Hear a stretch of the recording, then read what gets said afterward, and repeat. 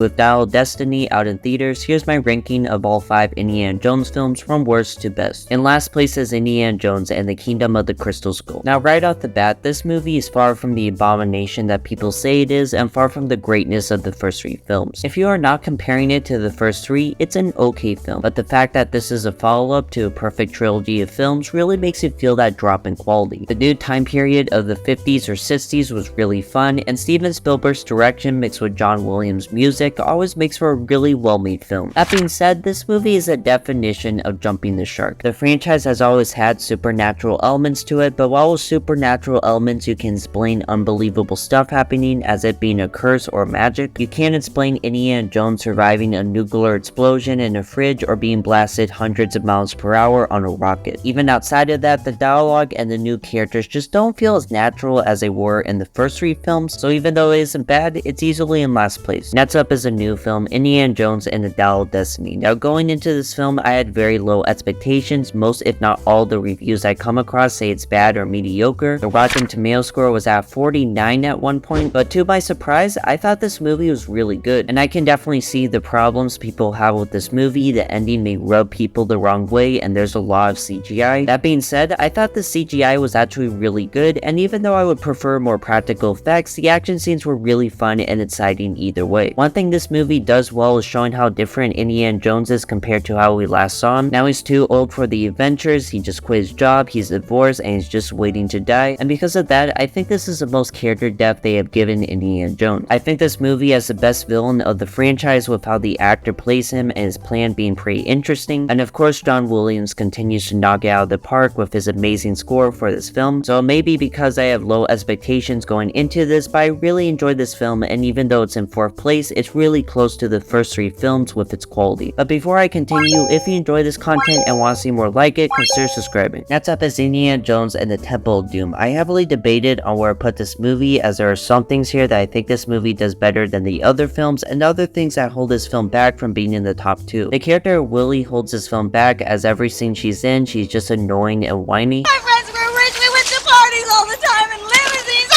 hate being outside. I'm scared. I can use my voice. Hey, how about a little less questions and a little more shut the hell up? It's not like it's her character arc to get better, it's not like she starts to become less annoying or learn humility, she just stays annoying all the way to the end as kind of a comedic relief character, and it just doesn't work. That being said, literally everything else about this movie is really awesome. This is the Indiana Jones movie with the most action, while with the other movies, the last 20 or 30 minutes is about the characters finding the artifact and then the villains die from that artifact and then the characters learn their lesson through that. Last 20 minutes of this film is just non-stop action. You have Indy beating these guys up and fighting on minecarts and conveyor belts, and then you have that iconic awesome scene where he's on the bridge and he outsmarts everyone by cutting it. And even outside of that, you have more of these horror elements where the villain pulls people's hearts out of their chests and you have guys being smashed like a pancake or being eaten by alligators. Stuff like that is just brutal, scary stuff, which I wish these movies did more of, as it adds a lot more intensity to this movie. So an overall awesome movie, and the fact that it's in number 3 shows how good these movies are. In 2nd place is Raiders of the Lost Ark. Now before you get all mad and throw me through an airplane engine,